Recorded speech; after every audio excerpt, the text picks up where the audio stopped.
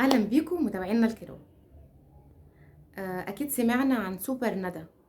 سوبر ندى المثال للبنت الخارقة في الاحترام والجدعنة والشهامة والرجولة.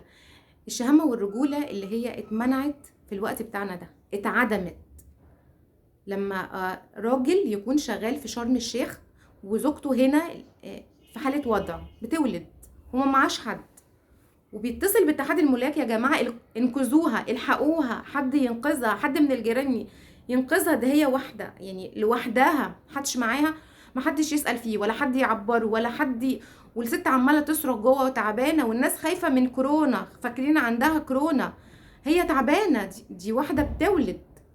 يعني انا مش فاهمه احنا عمالين نتكلم عن النخوه كتير وهي اصلا اتعدمت من ناس كتير قوي، والراجل في اخر الدنيا ومراته خلاص حالتها صعبه جدا. طب يعمل ايه؟ فنزل بوست على صفحه من الصفحات: الحقوني انا مراتي كذا كذا كذا ومش عارف هعمل ايه. قامت واحده شهمه محترمه جدعه خارقه في الاحترام، خارقه احسن من ناس كتير جدا في الاخلاق، احسن من رجاله كتير جدا، عرفت العنوان وراحت قعدت تخبط على البيت. اتحاد الملاك واصحاب البيت مش راضيين يفتحوا، تصرخ تصرخ تصرخ: لو ما فتحتوش انا هكسر الباب. هي ما تعرفهاش ولا تعرف عنها اي حاجه، فتحت الباب ودخلت، خبط على الجيران محدش راضي يفتح لها، قعدت تصرخ وسمع سمع صوت الست تعبانه حالتها صعبه جدا، ما معهاش حد. واحنا ما بقاش عندنا رحمه ليه؟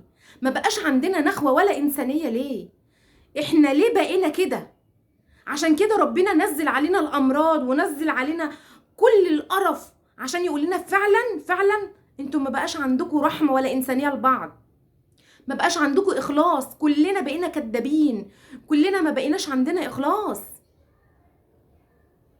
سوبر ندى الجميله البنوته الكيوته العسل قامت مخبطه على الجيران وقالت لها: لو ما فتحتيش هكسر الباب. الست فتحت لها الباب، نطت من عارفين يعني ايه بنت تنط من بلكونه للبلكونه؟